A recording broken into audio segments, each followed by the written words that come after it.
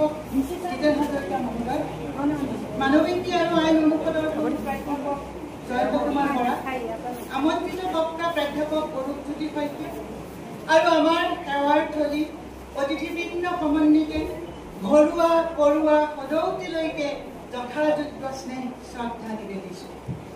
1968 চনত জন্ম শতবৰ্ষ উদযাপনৰ বছৰতে প্ৰস্তাৱিত লৈ ডিব্ৰুগড় বিশ্ববিদ্যালয়ৰ অসমীয়া বিভাগত সাহিত্যৰথী লক্ষ্মীনাথ বেজবৰুৱা আসন প্ৰতিষ্ঠা কৰা হৈছিল।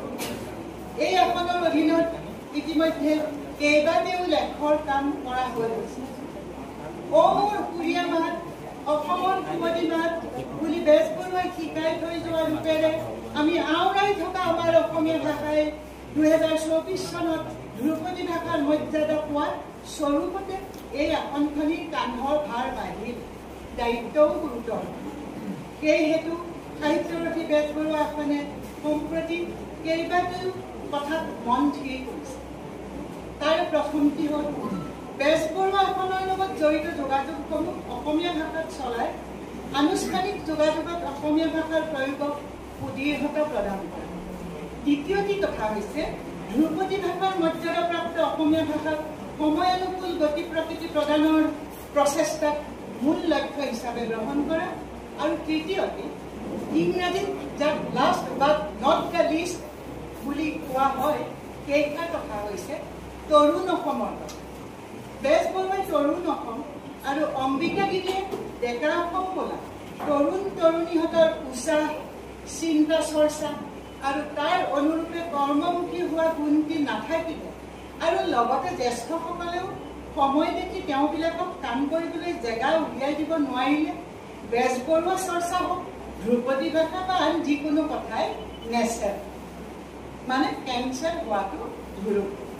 সেই গুণ বেজবৰুৱা আসনে যুৱচামক আগবঢ়াই দিবৰ হেতু মন বান্ধিছে আৰু বেজবৰুৱাৰ মৃত্যু দিৱস 26 মাৰ্চত ইতিমধ্যে তৰুণ চামৰ মাজত সম্পূৰ্ণ তেওঁবিলাকৰে পৰিচালনাত যুৱ প্ৰজন্মৰ বাবে বেজবৰুৱাক অধ্যয়ন আৰু সংবহন বিষয়ত এটি বিশেষজ্ঞ আলোচনা অৰ্থাৎ পেনেল ডিছকাশ্যনো অনুষ্ঠিত কৰিব।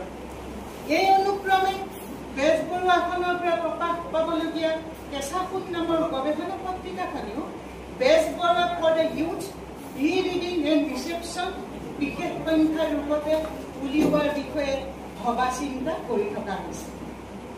বেজবৰুৱা সম্বন্ধে চিন্তা চৰ্চা আগে গুৰিয়ে তলে ওপৰে বুকুৱে পিঠিয়ে ব্যাপক ক্ষেত্ৰ এখন সোমাই আছে।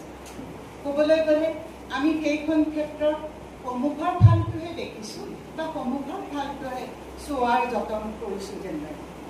অৰ্জুনে কৃষ্ণৰ বিশাল বিশ্বৰূপ দেখি গীতা শাস্ত্ৰত নমঃ পুৰস্তাদত পৃষ্ঠতস্তে নমস্তুতে সৰ্বতয়েব সৰ্ব বুলি বিস্ময় বিভূত প্ৰণিপাত জনোৱাৰ অনুৰূপে আমিও এই বেজবৰুৱা ৰূপী বিশাল প্ৰতিভাৰ অৰ্জনাৰ হে সৰ্বত্ৰ বিৰাজমান তোমাক আগফালৰ পৰা আৰু পিছফালৰ পৰাও প্ৰণাম জনাইছোঁ। বেজবৰুৱাক চিধা চিধিকৈ চালে কোমল সাহিত্যিক ৰূপটো দেখি সাহিত্যৰথীৰ এইটো ৰূপে বিশাল যুদ্ধ ক্ষেত্ৰ এখনৰ মাজেৰে আমাৰ সাহিত্যৰ ৰসখন আধুনিকতাৰ বাটেৰে টানি আনি সেইটো সময়ত আমাক বিজয়ৰ মুখ দেখুৱাইছিল, ঠিক যেন মহাভাৰতৰ যুঁজত কৃষ্ণ অৰ্জুনৰ ৰথৰ আৰথী হোৱা লেখীয়া। পাছে সাহিত্যৰথী বেজবৰুৱাৰ কলা সাহিত্যৰ এই ভাগি বহু বৰণৰ কোমল ৰূপৰ বিপৰীতে পিঠিফালে সতকাই চকুৰ আগলৈ নহা বা চকুৰ আগলৈ ননাৰ ৰূপ এটিও আছে। মানৱ দেহৰ আগফালটোতকৈ পিঠিফালটো তুলনামূলকভাৱে কঠিন। সাহিত্যৰথী বেজবৰুৱাৰ পিঠিফালটোত ইফালে কাঠৰ কাৰবাৰৰ কথাটো থকা হেতু সেইটো ফাল অধিক কঠিন হোৱাৰে কথা।